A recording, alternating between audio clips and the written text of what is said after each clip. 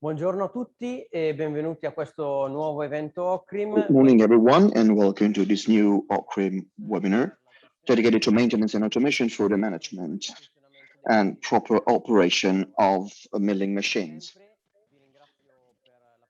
Thank you for your participation, and I remind you that the event will be entirely in Italian language and simultaneously translated into English, French, and Spanish. You can activate the language translation through the drop-down menu at the bottom of your screen.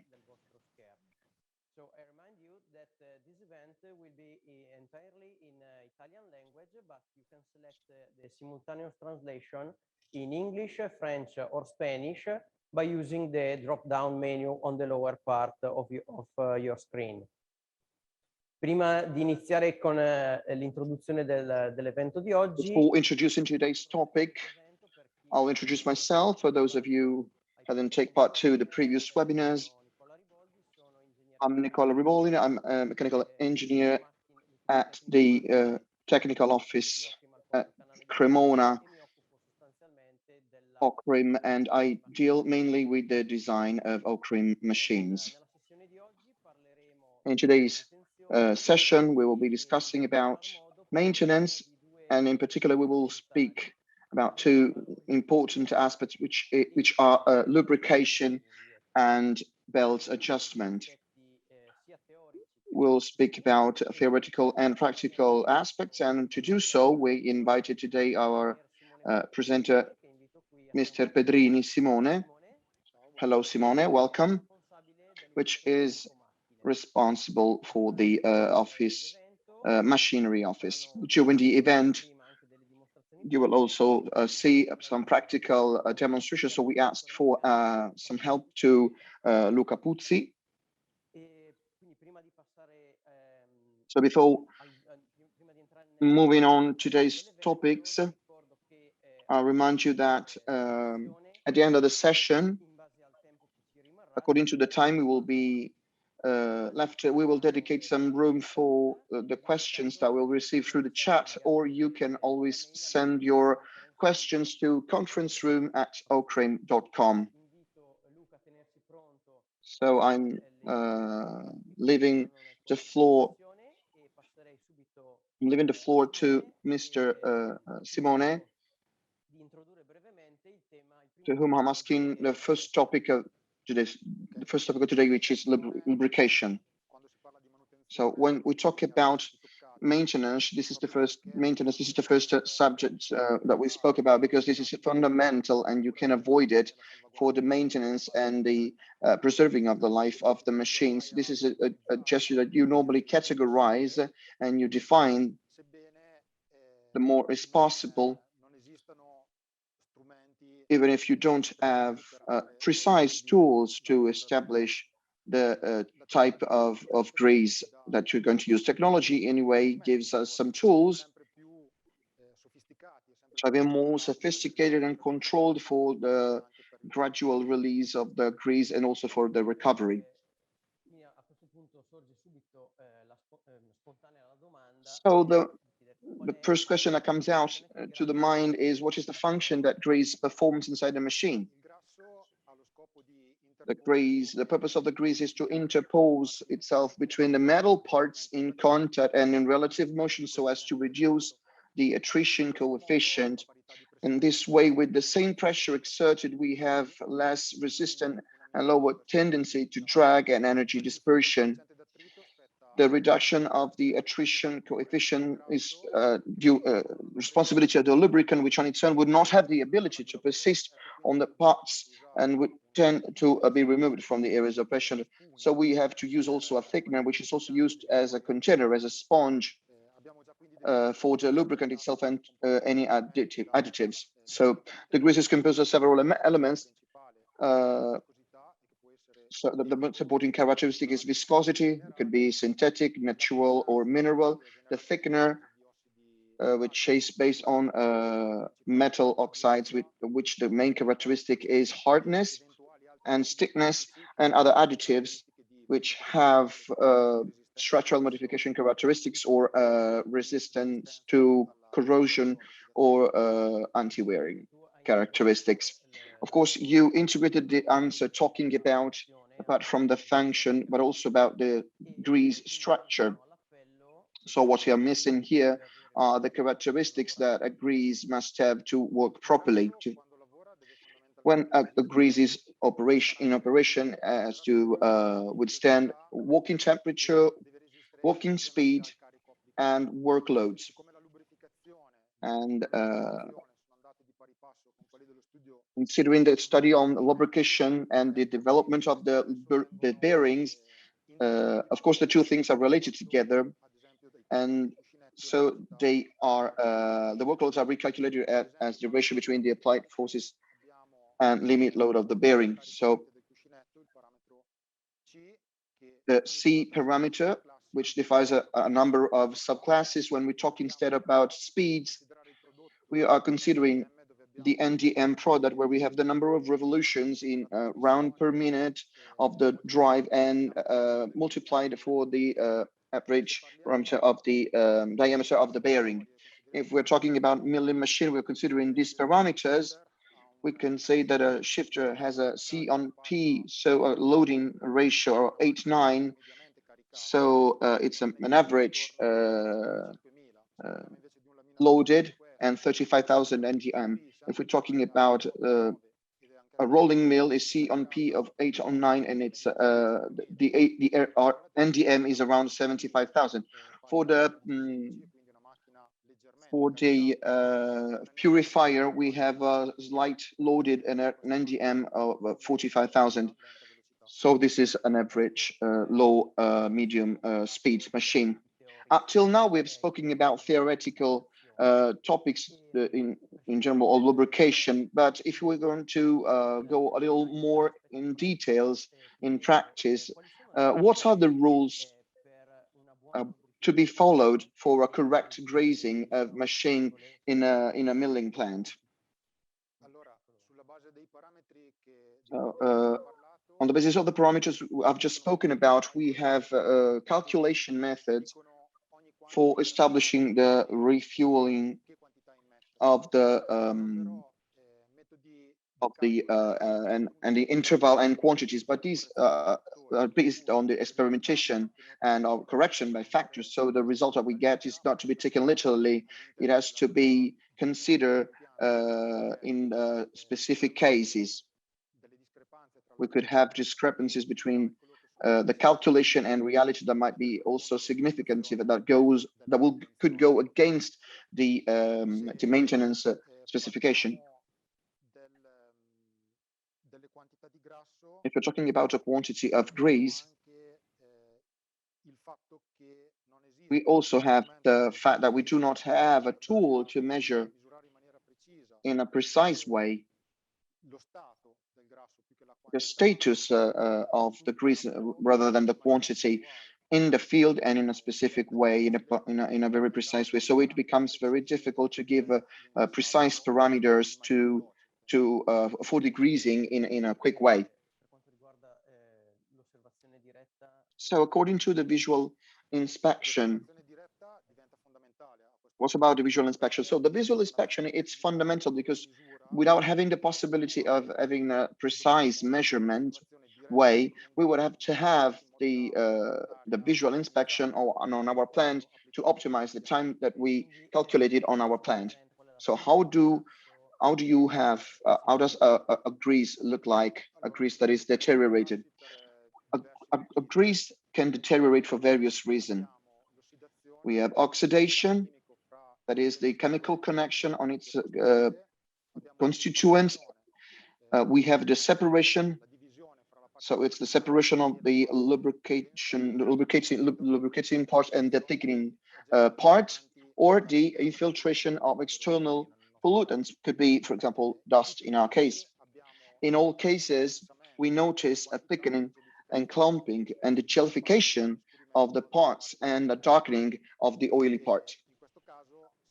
In this case, we know that the grease is deteriorated. The deterioration is more influenced in the parameters in speed parameters rather than the loading ones. That's because at a higher speed, you have lower possibility to have correct film lubricant film thickness. So a situation where you have a small load but higher speed. So for example, in a disgregator can result in terms of the greasing and lubrication more critical with respect to rolling mill realities that are more delicate but are working in a lower speed. Another question in terms of the lubrication is how do you concile the maintenance timing and also the production timing with the downtime moments. So as we said before, we do not have the possibility to measure the deterioration of the grease. Generally, if you do maintenance, you try to reduce as much as possible the downtime. This brings to the situation where you tends to use more grease than expected.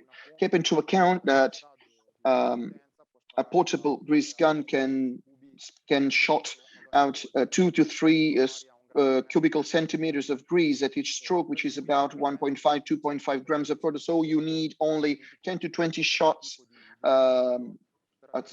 depending on the type of bearing, to have a perfect regrease. If you use a manual pump, as Luca is going to show us in seconds, the volumes treated are like half the way, so we have a double number of heats. So the overdosage, of course, has contraindication. Of course, the waste is one of those, because if you do more grease, the grease tends to go away from the operation areas, or you can reach also the part of the bearing away from the bearing. It won't be useful, so it won't help safeguarding the parts.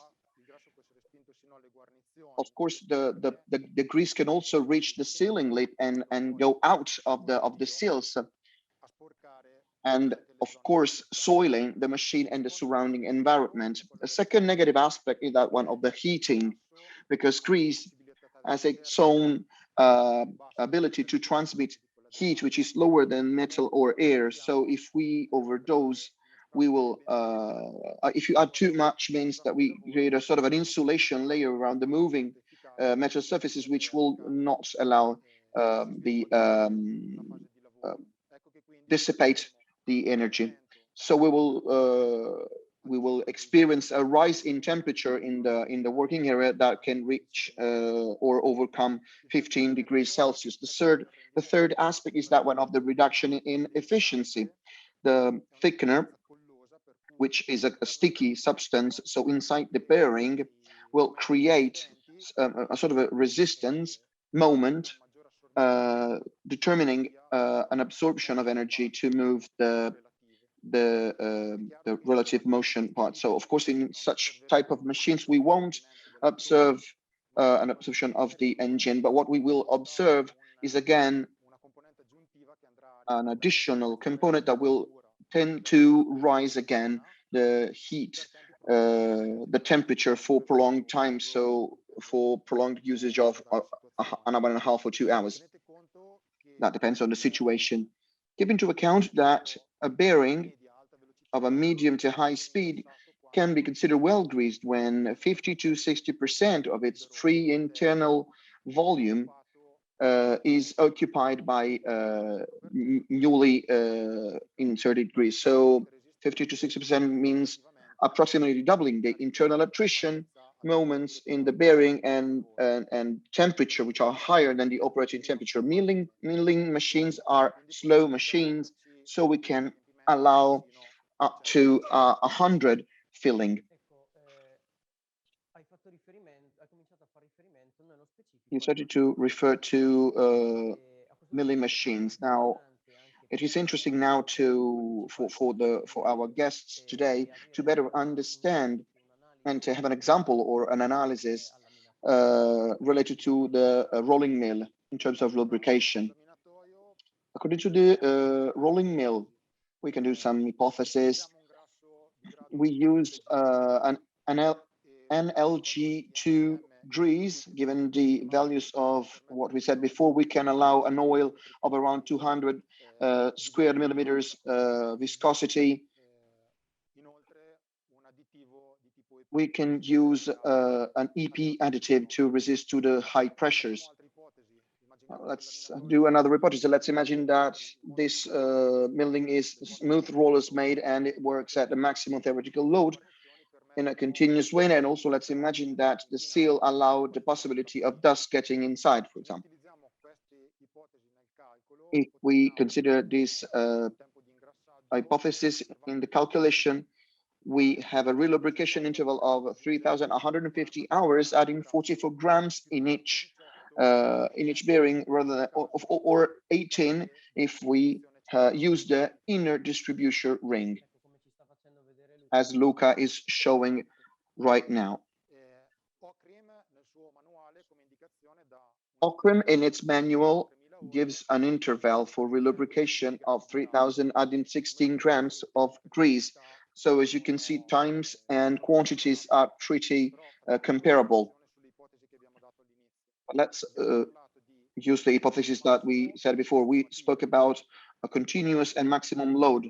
It could be that our rolling mill, even if I stress it, won't reach this type of loading, or it could work in a fragmented way, or the seals have just been changed, so you won't have the pollutant entering the system.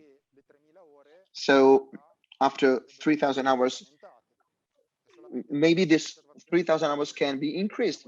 It's the visual observation of the grease that gives you the idea if this interval can be increased or reduced, because maybe we can find grease that as set in some other places rather than inside where it should be, or we can find some lubricant that has been reduced, so the interval can be reduced. So again, the visual inspection is fundamental. Now I am asking a new question. Can you do the same analysis also on the purifier, considering the fact that it's a vibrating machine? Yes, we can do the same consideration on the purifier. The NDM and the C on P value are different. We can allow a grease with a less viscosity oil, 100 square millimeters per second. We can use an NLG2, but considering that we have a vertical shaft, we use NLG3. The bearing box is well protected because we have housing, external carter, we have a support, we have a cover with a gasket, so we can imagine that also some dust can filter in, and we don't want the machine to suffer. If we put these parameters in the calculation, we have an interval of 280 800 hours, restoring a quantity of 9 grams. In the manual, Ocrim indicates 2,000 hours with 10 grams. So as you can see, the quantity is similar, but we're talking about 30% more in terms of timing. So you will have to grease the purifier 4 times when we could do that 3 times. So visual direct observation gives us indication to better understand if the 2,000 hours suggested by Ocrim that derive from our experiences on various plants are really necessary, or if they can be brought to 2,800 hours. Again, this can result in an interesting conclusion after 2,800 if we can push it more to reach 3,000, because we heard about 3,000 before. So if we can compare the timing, you can plan the maintenance with one single downtime for both the machines. I'm thanking you for these details. I really think that you answer to many questions that might rise around the subject of the grease. And then let's go on to the second topic, which is the bells. So if you can introduce the subject. Okay, we're going to talk about bells in general. We can divide them into 2 types. the foot gears that display the attrition between the internal or lateral surface, or the pulley, or for example, the flat belts or the V belts, all the multi-groove that act on the attrition.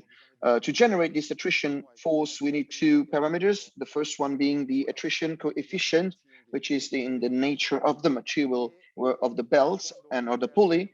And the second term is the force pressing the surfaces together. And this tension force, we will have enlarging, stretching the belt as it was an elastic band. The more we stretch the elastic, the more pressing force we have. When you have the belt mounted on the pulley, it's when you have it wraps around the pulley that the flow of interaction allows the transmission to occur. And thus, since we are basing on the attrition forces, you could have shifting that redistribute the forces around the material. Of course, you can have deformation of the section.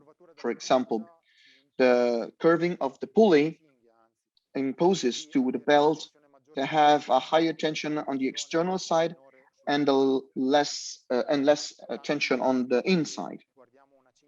So that if you look at the V belt, we notice deterioration in the inner surface more than on the outer surface, even though both have no direct contact with the pulley.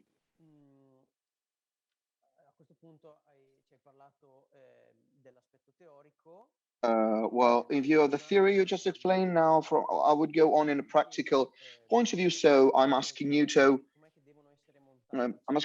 how should the belts be mounted in order to work at their best? With what precautions should be followed? Of course, we have to start with the alignment of the pulley.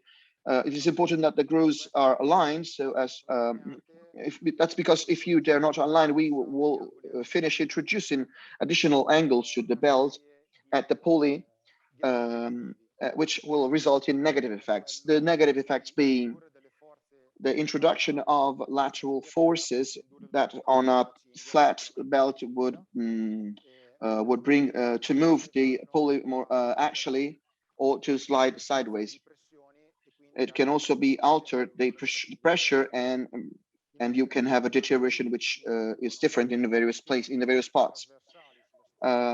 They introduce a transverse inhomogeneity in the section that have to be recovered on the straight section. This, of course, generates transverse vibration on the belt,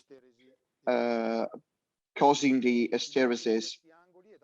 The limit of these angles is given by the producers. You have 0.25 degrees accepted, but for the V belts, you could also push on to 0.5 degrees, accepting a significant reduction in the life of the belt.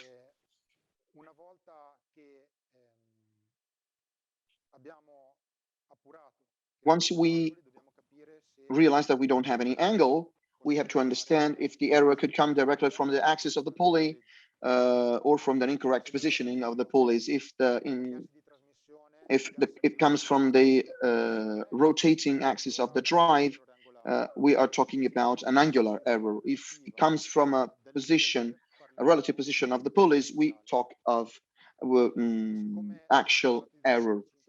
We spoke of 0.25 degrees. The tangent of 0.25 degrees is 4 millimeters. So we can allow an error of 4 millimeters. Now Luca is going to show us with a ruler.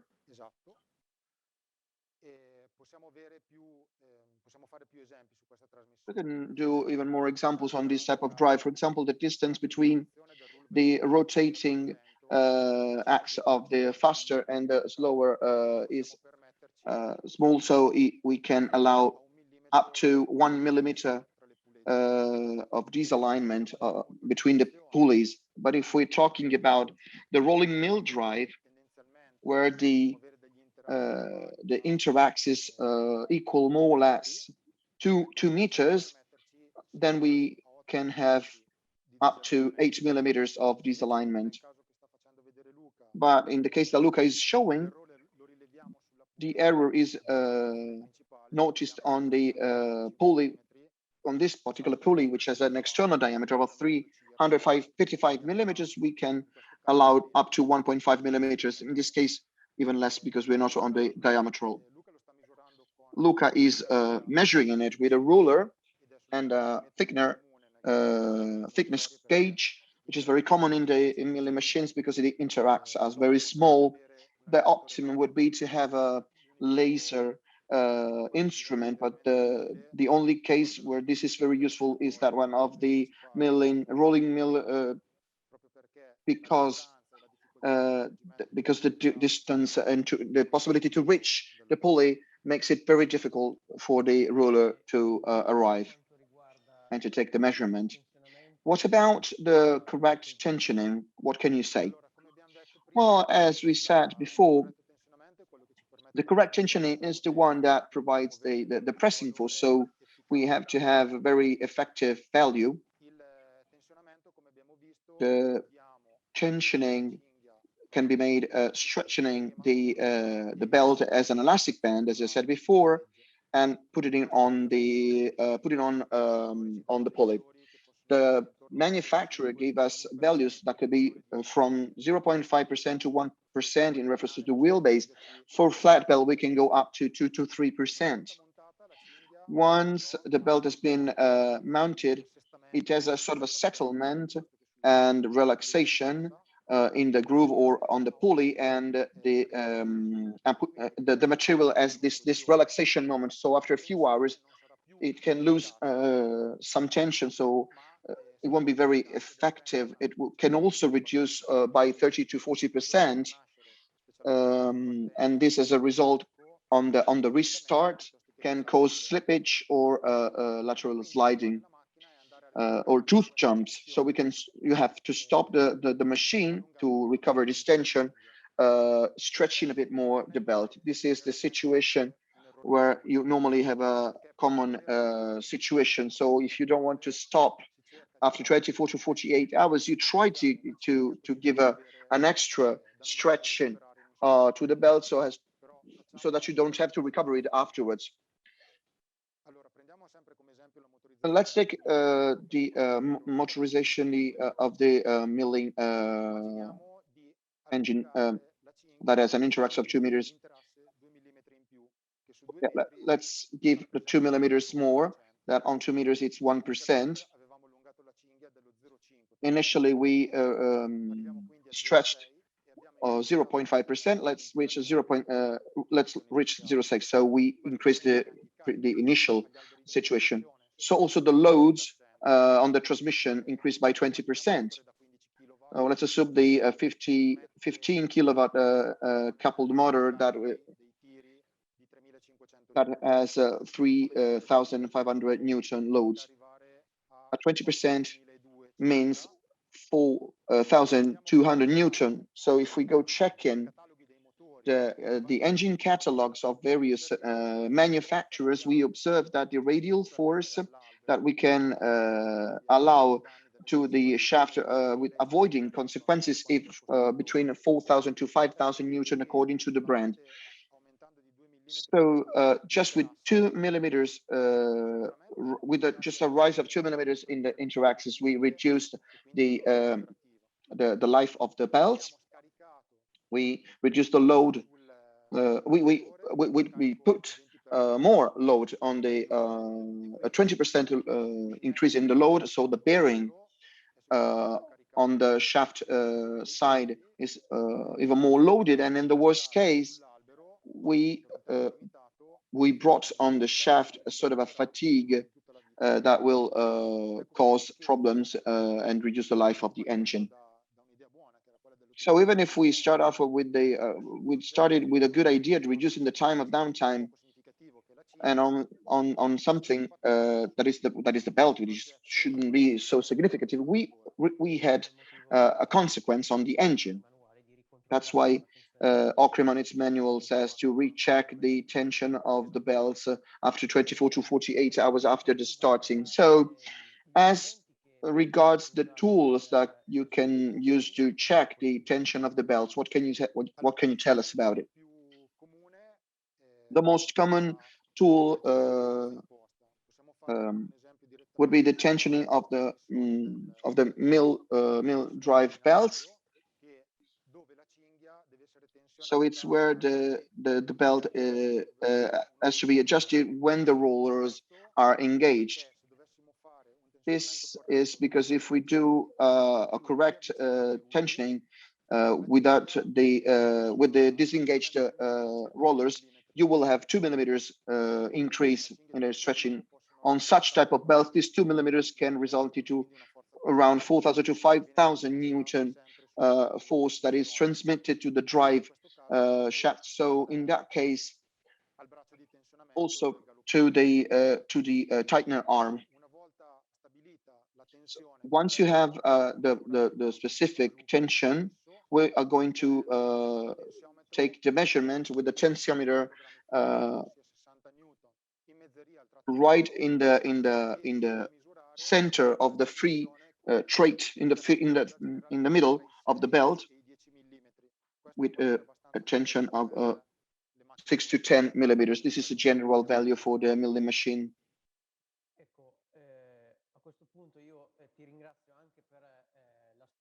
So I'm thanking you also for the very complete, extremely complete explanation on the belt side. And I would pass on the chat questions. If let's check if we have questions. The first question being during the substitution of the grease in the bearing, what is really important to take care of? When we change the grease, we really have to take good care to its NLGI degree, which should be the same. You have GIN number that have to be the same if you want to change the grease. If you want to change the type of grease, it's also important to ask, even if you have the compatibility charts to see if two greases are comparable.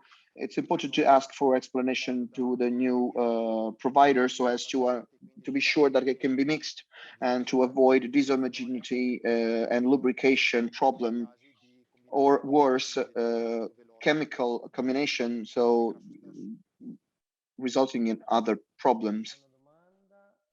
Here we have a second question. For the rolling mill bearing, can you use food grease or fat grease?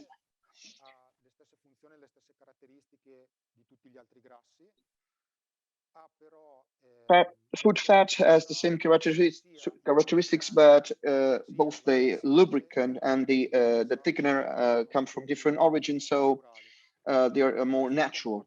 That implies that they have the fat has a different structure with respect to the synthetic ones that we normally use.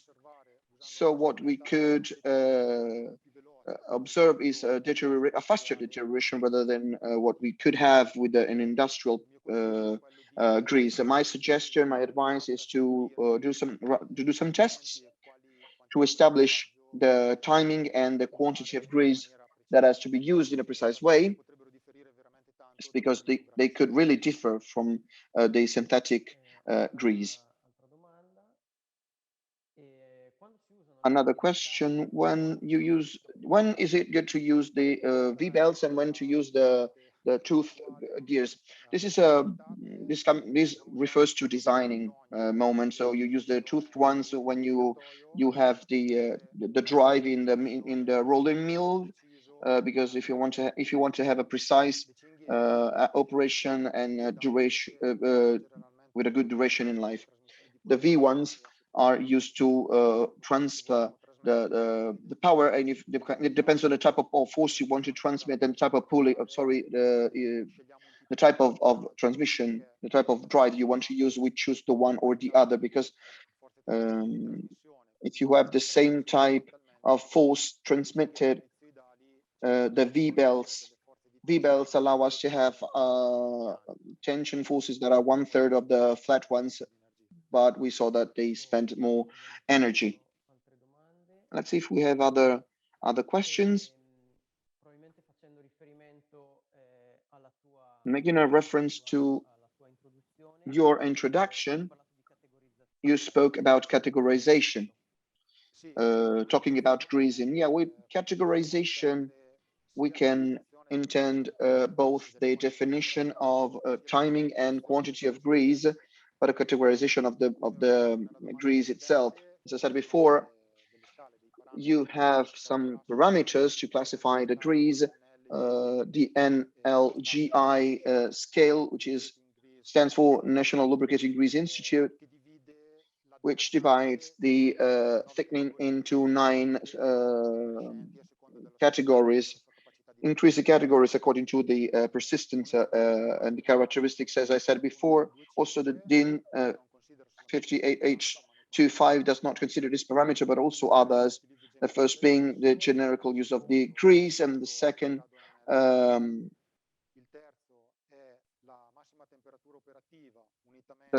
being the operation, the temperature and the resistance to water, and the last one is the minimum operational temperature. The DIN acronym is reported on the boxes of the grease, so it's one of the things that you have to check when you want to change the type of grease. For what I can see, the time left does not allow us to answer all the other questions. So I'm thanking Simone. I thank you, Simone, for your explanations, your complete explanation. I'm inviting also Luca, which I'm thanking for the practical demonstrations. I want to remind you that if you have to put some questions, you can always send them via email to the email address conferencesroom@ocrim.com. I also invite you to fill out the satisfaction survey that you will be proposed at the end of the presentation, so that we can have your feedback and to improve the quality of our webinars and events.